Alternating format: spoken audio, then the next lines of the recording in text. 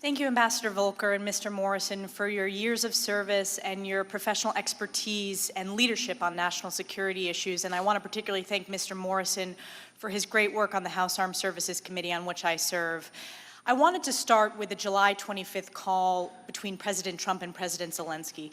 Mr. Morrison, you were on that call, and there was no mention of withholding aid on the call, correct? That is correct, Congresswoman. And there was no quid pro quo, correct? Correct. No bribery? Correct. No extortion? Correct. And Ambassador Volker, I presume you got a readout of the call, is that correct? Very terse readout, but yes. In this tertiary readout of the call, Ambassador, from the U.S. participants, was there any reference to withholding aid? No, there was not. Any reference to bribery? No, there was not. Any reference to quid pro quo? No, there was not. Any reference to extortion? No, there was not. And I presume you also got feedback from your Ukrainian counterparts as to how the call went. Did they mention the withholding of aid? No, they did not. Did they mention any quid pro quo? No, they did not. And did they mention any bribery? No, they did not. And in fact, the day after the call, you met with President Zelensky. This would be on July 26th. That's correct. And in that meeting, he made no mention of quid pro quo. No. He made no mention of withholding the aid. No. He made no mention of bribery. No. So the fact is the Ukrainians were not even aware of this hold on aid, is that correct? That's correct. And in the coming weeks, you were in touch with Ukrainians as part of your official duties, and this included talking to Ukrainians over the phone, in person, on text, and the Ukrainians never brought up an investigation into the Bidens, is that correct? That's correct. They never brought up the withholding of the aid. That's correct. They never brought up quid pro quo or bribery. Let me bring up the aid. They did bring that up after the Politico article appeared on the 29th. I'm going to get to that, but until the Politico article, then, no. They did not bring it up. And you said in your closed-door deposition, quote, "It never came up in conversation with them, and I believe they had trust in me that they would have asked if that was really what they were worried about." That's Is that correct? That is correct. And as you pointed out, the Ukrainians never even knew their foreign aid was on pause until the article was published in Politico in August. That's correct. So they didn't know during the call. That's correct.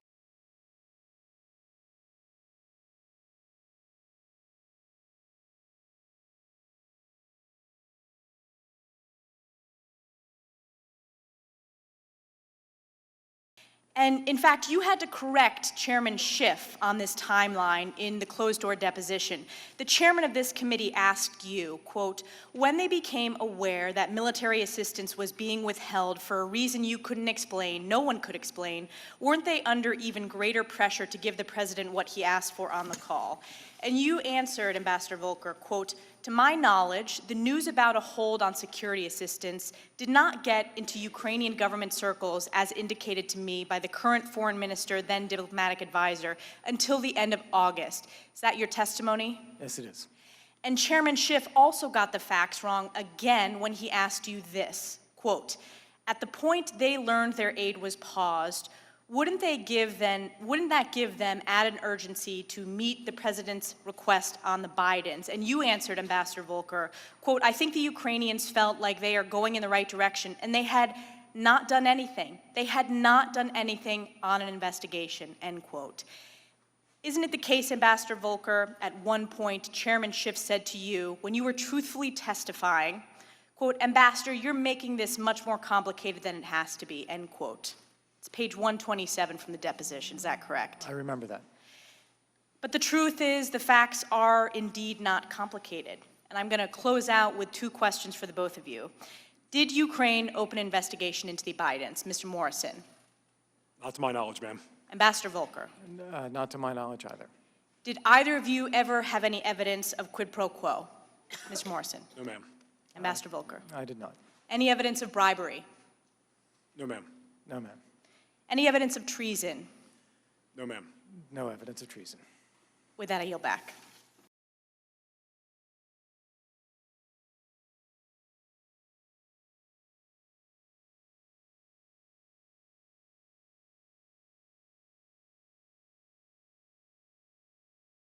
Ambassador Sondland, I'm going to try and quickly move to summarize all of your direct communications with President Trump as it relates to this inquiry, and of course you can correct me if I get it wrong. On May 23rd, you had a group meeting that included what you called a vanilla request about ending corruption involving Ukrainian oligarchs, correct? Correct. On July 25th, you called President Trump to say you were on your way to Ukraine, but nothing of substance occurred on that call, correct? Correct. On July 26th, you had a 5-minute call at a restaurant that you didn't originally remember because it, according to your statement this morning, quote, did not strike me as significant at the time, end quote, but once refreshed, recalled that the primary purpose was a rapper named A$AP Rocky, correct? Correct. And on September 9th, and most importantly, reading from your deposition, you called President Trump to ask him, what do you want from Ukraine? He responded, I want nothing. I want no quid pro quo. I want Zelensky to do the right thing. I want him to do what he ran on. And what he ran on was fighting corruption, correct? Correct. And then lastly, on October 2nd, in a random in-person meeting that you had at an event for the Finnish president, you ran into President Trump and advised him that you'd been called to testify before Congress, and he said to you, good, go tell the truth. That's correct. All right, and that is the entirety of your recollection of your direct communications with President Trump about these matters. I may have had another call or meeting or two. I wish, Mr. Radcliffe, I had the record. I understand, but this is what you recall. This is what I recall. Okay, so stop me if there's anything sinister or nefarious in any of this. A vanilla request about corruption, a call to say I'm on my way to Ukraine, a 5-minute call you didn't remember as significant, but its primary purpose was to discuss a rapper, a call that you made where the president said, I want nothing, I want no quid pro quo, I want Zelensky to do the right thing, I want him to do what he ran on, and him telling you to go tell Congress the truth. Anything sinister or nefarious about any of that? Not the way you present it. Okay, and that is the truth as you've presented it, correct? Correct. All right, why that's important, Ambassador Sondland, is because none of that is hearsay. None of that is speculation. None of that is opinion.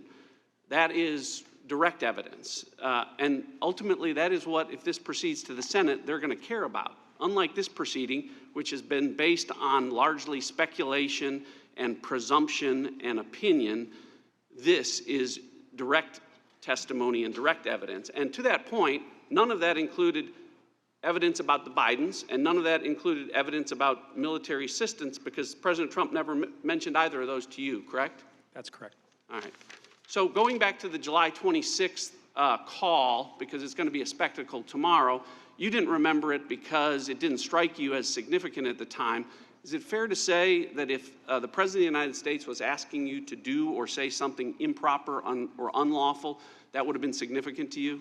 Yes. All right. And if that call was part of a bribery or extortion scheme that you were part of, as Democrats have alleged, you'd remember that as significant, wouldn't you? I was not a part, and I would have remembered. I understand that, and I agree with you. Thank you, Ambassador Sondland, for your service. And I also want to thank you for your recognition in your opening statement of your hardworking staff at the U.S. mission to the EU. Mr. Sondland, you testified that you never received any direct confirmation or specific information as to why there was a hold on aid. That's correct. And in fact, you testified, quote, President Trump never told me directly that the aid was conditioned on the investigations, end quote. That's correct. You said, quote, never heard those words from the president, correct? Correct. Instead, you testified that in your September 9th call with President Trump, the president said, quote, no quid pro quo.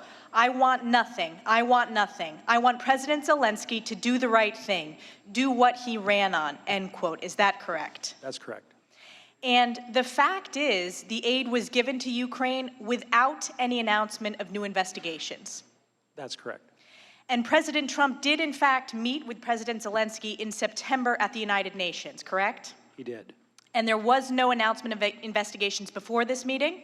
Correct. And there was no announcement of investigations after this meeting? That's right.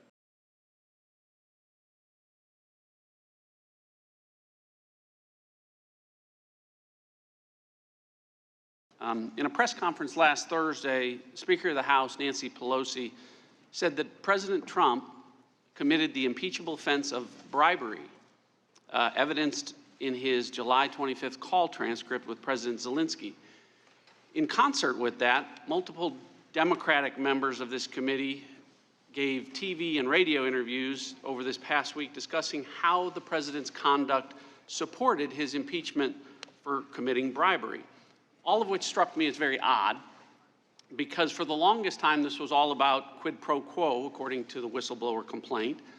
But after witness began saying there was no quid pro quo, or even that quid pro quo was not even possible, we saw a shift from the Democrats. They briefly started to refer to the president's conduct on the July 25th call as extortion. And now it's shifted again last week to bribery. Ms. Williams, you used the word unusual to describe the president's call on July 25th.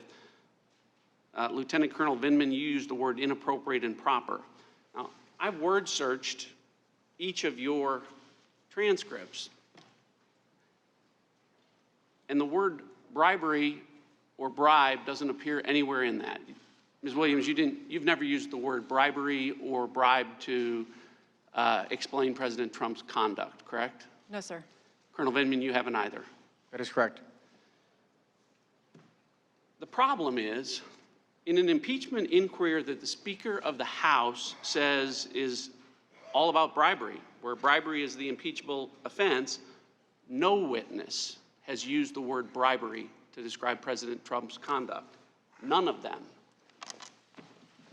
These aren't all of the deposition transcripts. These are just the 10 that have been released. 6 weeks of witness interviews in this impeachment inquiry, hundreds of hours of testimony, thousands of questions asked, thousands of answers given. The number of times that witnesses have been asked any question about whether or not President Trump's conduct constituted bribery before Ambassador Yovanovitch was asked by my colleague, Congressman Stewart, last Thursday, is 0. The number of times witnesses have used the word bribery or bribe to describe President Trump's conduct in the last 6 weeks of this inquiry is 0. In fact, in these 3,500 pages of sworn deposition testimony and just these 10 transcripts released thus far, the word bribery appears in these 3,500 pages exactly 1 time. And ironically, it appears not in a description of President Trump's alleged conduct, it appears in a description of Vice President Biden's alleged conduct. This is important because as early as next week, my Democratic colleagues are going to say, we need to vote on the evidence from this impeachment inquiry, on the impeachment of the president for bribery. And they're going to send a report to the Judiciary Committee, and because there's more Democrats than Republicans, it's going to likely pass. And when that happens, the American people need to be clear that when the Democrats, what they are describing as bribery, not a single witness is describing as bribery. We've heard many times in the course of this proceeding that the facts of the president are not in dispute. But the American people are asking, if the facts are the same, why do the crimes that the president is being accused of keep changing? Why do we go from quid pro quo to extortion, now to bribery? Chairman Nunes told you the answer. The answer is polling. Washington Times asked Americans what would be the most damning accusation, and it didn't come back quid pro quo, it didn't come back extortion, it came back bribery. So this case is all about bribery. Look, it's bad enough that the Democrats have forbidden White House lawyers from participating in this proceeding. It's hard enough to defend yourself without your lawyers present. But what's even worse is trying to defend yourself against an accusation that keeps changing in the middle of the proceeding. If Democrats accuse the president of a high crime or impeachable offense, he at least ought to know which one it is. And when Speaker Pelosi says this is all about bribery, she's promised us evidence of bribery that would be compelling and overwhelming, and instead, it's invisible. I yield back.